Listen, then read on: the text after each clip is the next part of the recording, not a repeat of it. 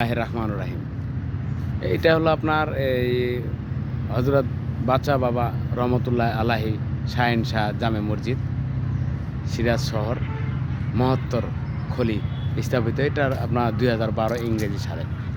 আর এই পাশে দেখতেছেন যে ওই যে বাচ্চা বাবা যে বাবা শাহিন শাহর ওনার এটা সম্ভবত মাজারটা আমি এখন আসে দেখতেছি। এটা কাজ চলতেছে অবশ্যই। এটা 4টা গম্বুজ বিশিষ্ট করা আছে, এটার কাজ চলতেছে।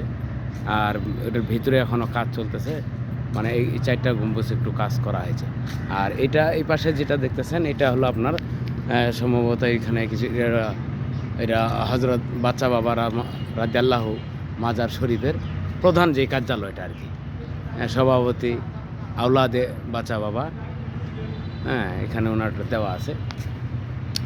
উনি হয়তো সাবেক চেয়ারম্যান ছিলেন, ওনার দেওয়া আছে। এখানে হাজি সৈয়দ মাহমুদ ইউসুফ আলী মাতোয়াল্লি হজরত বাচ্চা বাবা রাদিয়াল্লাহু মাজার পরিচালনা কমিটি এখানে বসেন আর কি। আর যে এটাই তো বললাম যেটা কাজ চলতেছে, ইনশাল্লাহ দেখতেছি। আর পাশে যে উনি আছেন সম্ভবত ওনার এই পাশে একটা আছে, এই পাশে এটা আছে। আর এটা হলো আপনার মসজিদ, এটা হলো পুরো একটা মসজিদ। এই মসজিদটা এখানে নামাজ কালাম করে মুসল্লিদের নামাজ কালাম। আর এই পাশে যেটা দেখতেছেন আমি অবশ্যই এখানে আসছি, এখানে হলো আপনার এটা এই বাচ্চা বাবা হজরত বাচ্চা বাবা শাহিন শাহ রহমতুল্লাহ আলাহির যেই পাঠটা আমি এখানকার লোক মুখে শুনেছি। এটা হলো আপনার একটা কর্ণফুলী নদী। এই কর্ণফুলী নদীটা আপনার ইন্ডিয়ার সাথে যোগ হয়েছে। এই যে কর্ণফুলী নদীটা, এই যে নদীটা দেখতেছেন আপনারা, এটা বিশাল একটা আকার। এখানে একটা মোহনার মতো, অনেক দূর থেকে নদীটা আসার পর এখানে একটা মোহনার মতো।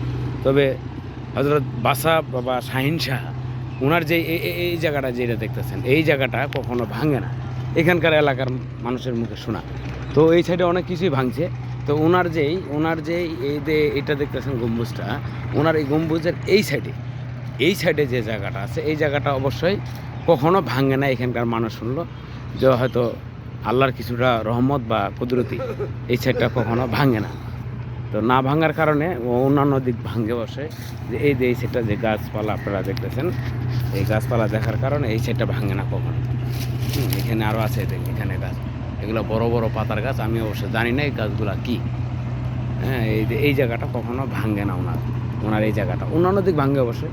তো এখানকার মানুষের মুখে শোনা যে ওনার রহমতের কারণে এই জায়গাটা ভাঙে না ভাঙার কারণে এটাই।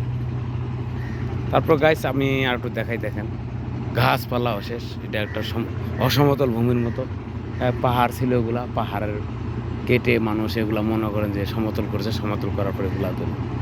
তবে আসলে এই চট্টগ্রামটা দেখার অনেক সৌন্দর্য জায়গা আছে।